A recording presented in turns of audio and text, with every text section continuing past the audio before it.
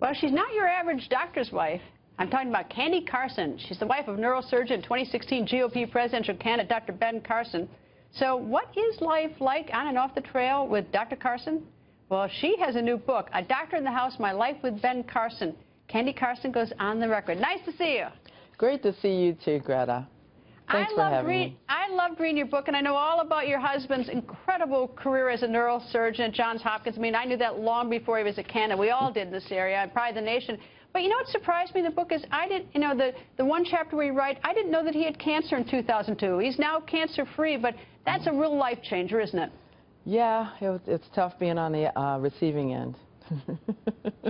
You know, he usually see him in the scrubs, you know, operating, and then suddenly, you know, he's the patient. Yeah, that was tough, but you know, it's the kind of education I think you have to get experientially. So now, after that, he was even more compassionate to his patients.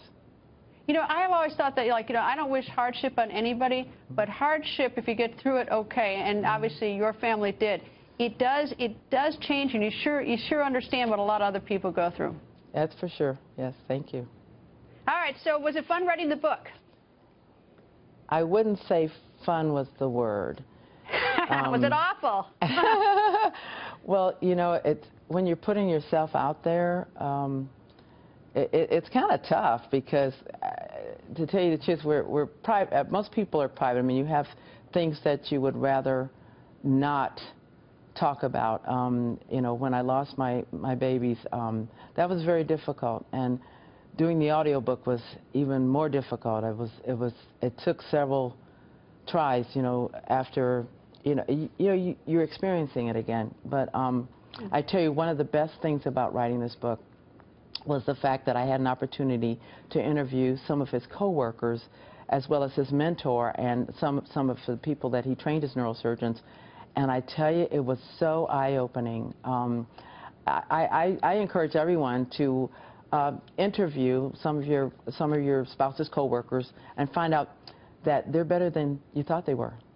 I don't know if I would recommend it to my husband. I don't think I want him interviewing my co-workers. I may be on the other side of that one. I don't know. When you first met him, first saw him, first laid your eyes at him, did you have a crush on him and think, maybe that guy'd be right for me or not? Well, you know, he was handsome, but to tell you the truth, when we first met, it was at reception for incoming freshmen.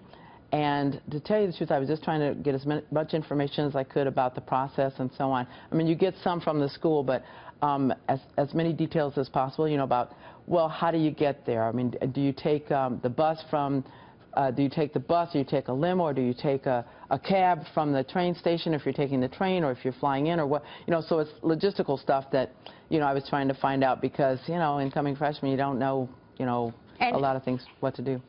And he was ahead of you, both of you, at Yale. Anyway, it's a great new book. I learned a lot, and I thought I knew a lot about your family, but I learned a whole lot more, Candy. It's a lovely tribute to your husband. Thank you very much for joining us, and good luck with the book. Well, thank you so much, and Happy New Year. Happy New Year to you, too.